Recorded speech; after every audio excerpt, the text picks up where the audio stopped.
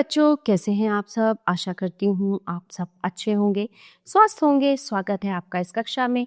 आइए आज हम पढ़ते हैं हिंदी व्याकरण का पाठ 4 शब्द यानी कि वर्ड।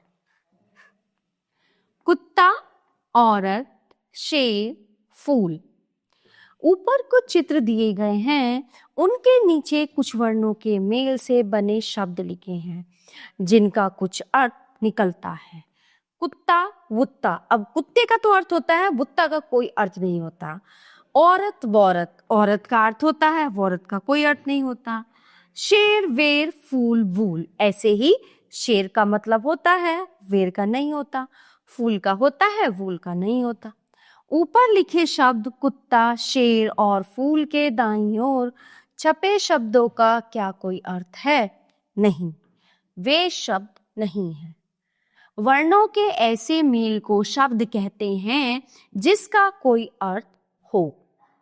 बोलते समय हम प्राय किसी शब्द के साथ दूसरी मिलती जुलती ध्वनि बोलते हैं, जैसे चाय, वाय, पानी, वानी, रोटी, वोटी आदि। इनमें पहले वर्ण समूह का तो अर्थ होता है, परंतु दूसरे वर्ण समूह का कोई अर्थ नहीं होता।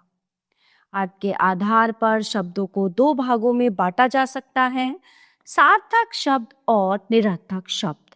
ठीक है, अब सार्थक शब्द क्या होते हैं? सार्थक शब्द जिन शब्दों का कोई ना कोई अर्थ अवश्य निकलता हो, उन्हें सार्थक शब्द कहते हैं, जैसे चाय, रोटी, मकान आदि।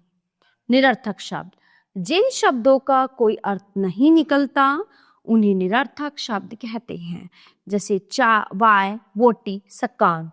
है ना? तो ये सार्थक हैं क्योंकि इनका कुछ ना कुछ मतलब निकल रहा है, और ये निरर्थक हैं, ये जो है यूजलेस हैं, इन शब्दों का कोई मतलब नहीं है।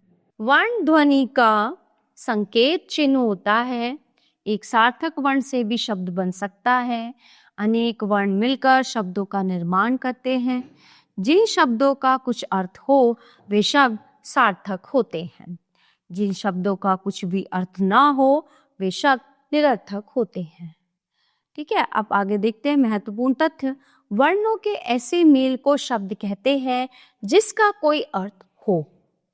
अर्थ के आधार पर शब्दों को दो भागों में बांटा गया है, सार्थक शब्द और निरर्थक शब्द।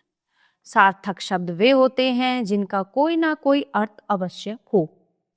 निरर्थक शब्द वे होते हैं जिन शब्दों का कोई अर्थ नहीं निकलता। ठीक है, तो ये था हमारा पाठ शब्द, जो हमने समझा भी, जाना भी और इसको अच्छे से पढ़ा भी। तो प्यारे बच्चों, ये पाठ ये पे समाप्त होता है। आशा करती हूँ आपको अच्छे से समझ आया होगा। मिलते हैं अगली कक्षा में। धन्यवाद।